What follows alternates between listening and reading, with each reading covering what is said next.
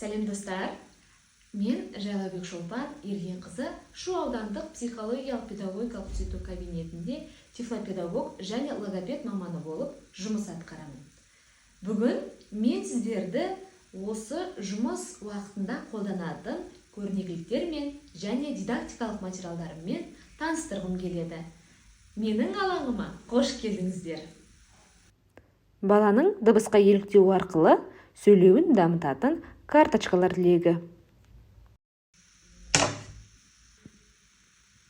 Бұл ойын түрін дыбысты еліктеу үшін де қолданамыз және әр жануардың, құстың орнын бала тауып, қайтадан салуы керек. Мө дейді, бізде сиыр. Бұл ойыншықтарды дыбысты еліктеуге қолданамын және жануарлармен таныстыру барысында таптырмас ойыншықтар. Бұл балықтар.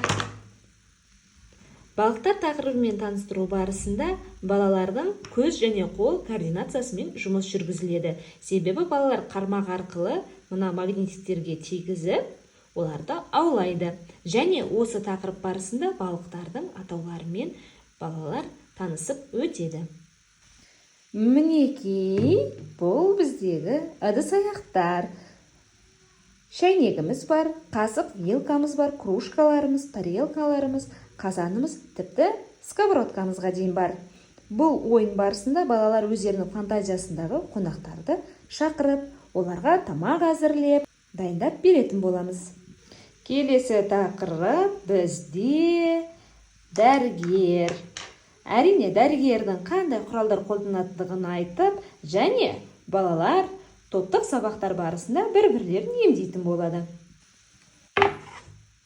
Бұл бізде киімдер тақырыбында қолданатын құрастырмалы ойын.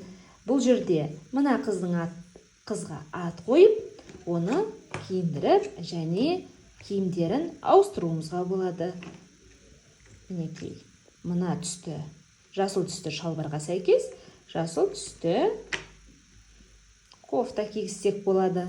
Немесе біз бұл қызды спорттық ойынға бара жатыр деп есептеп, оған спорттық киім кигізуімізге болады.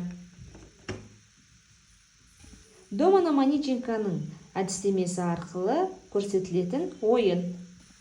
Әр көкөністің өз суреттері бар. Мысалы, бұл бізде бұршақ, ал бұл бізде асқабақ. Ал мынау сәбіз. Сәбізді сәбіздің үстіне қоямыз. Осы арқылы бала сурет пен муляжды бір-бірімен сәйкестендіріп үйренетін болады. Мінекей, бұл біздегі балалардың фонетикалық-фонематикалық естіп қабылдауын және естуін кеңістікте бағдарлауына арналған дидактикалық материалдар. Мінекей, бұл біздегі балалардың ұсақ моторикасын дамытуға және көз және қол координациясының жұмысын қалыптастыруға арналған көрнекі құралдарым. Бұлар арқылы балалар түстерді бір-бірімен сәйкестендіруіне болады және оларды белгілі бір тапсырмаларға қарай бөлуіне болады. Тіпті олардан өздері қалаған затты құрастыруына болады. Бұл бізде балансир. Балалар балансир арқылы балансты сақтауға үйренеді, тепе-теңдікті яғни сақтайды және өздерінің ептіліктерін дамытады. Оппа! Бұл дартс ойыны. Дартс ойыны балалардың көз және қол координациясының жұмысын дамытады және балалардың бір нүктеге дәлдікпен лақтыруына көмектеседі. Құрастырғыштар. Бұл ойын арқылы балалардың логикалық ойлауы, есте сақтау қабілеті және елестетуімен өте тамаша жұмыс жүргізіледі. Мінекей, бұл осындай бөліктерден жиналатын пазл. Бұл ойынның әрқайсысы әртүрлі бөліктерден тұрады. Мынадай сурет 9 бөліктен тұрады, ал бұл ертегі 16 бөліктен тұрады. Мына ертегі 25 бөліктен тұрады, ал мына ертегі 36 бөліктен тұрады. Сіздер бұл ойынды баланың өз даму деңгейіне қарай бере аласыздар.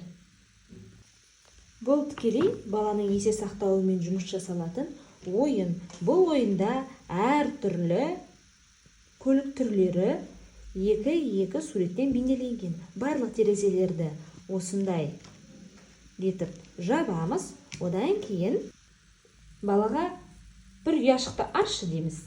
Бала ұяшықты ашады. Және бұл жерде бізде паровоз тұр. Паровоздың екінші суреті қай жерде тұрғандығын бала табу керек. Жоқ, дұрыс таппадым. Тағы да дұрыс емес. Мінекей, бала осылай есе сақтау қабілетімен жұмыс жасап, тіпті тексерулеріңізге болады. Мінекей, бұл тапсырма арқылы да балалардың байланыстырып сөйлеуі дамиды, және балалардың ойлауы, логикасы дами түседі. Ол қалай дейсіздер ғой? Бұл жерде суретте көріп тұрғандарыңыздай, бұл ваза. Вазаның ішінде не болу керек? Бізде балық. Ал балықты қайдан табамыз? Мына жақтағы реттілікпен тұрған суреттер арасынан тауып, балықты ішіне кіргіземіз. Одан кейін мына балаға не жетпей тұр? Не жауып жатыр? Жаңбыр жауып жатыр. Балаға не керек? Қолшатыр керек. Қанекей, онда қолшатырды балаға берейік деп баланың эмоциясын тудырып, және логикалық ойлауын дамытатын боламыз. Баланың қолына не болыпты? Жара болыпты. Жараны біз немен таңамыз? Пластырмен таңып қоямыз. Мінекей, осындай әрекеттер арқылы бала қызығушылық таныта отырып ойнайтын болады.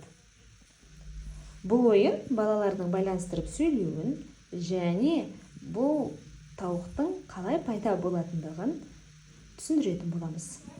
Ол үшін ең бірінші жұмыртқа пайда болады. Одан кейін жұмыртқаны балапан жарып шығады. Сөйтіп бізде әдемі балапан пайда болады. Одан кейін бұл балапан өсіп тауыққа айналады.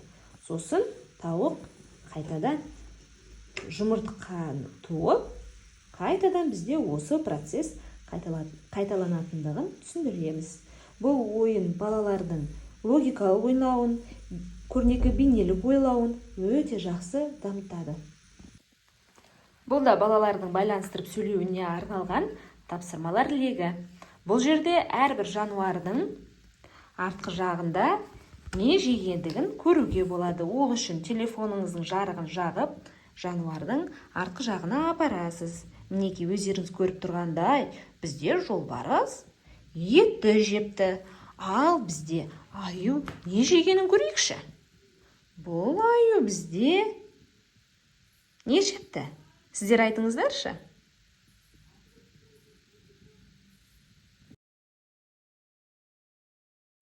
Енді мен сіздерге түзету жұмысында қолданатын тамаша тапсырманы көрсеткім келеді.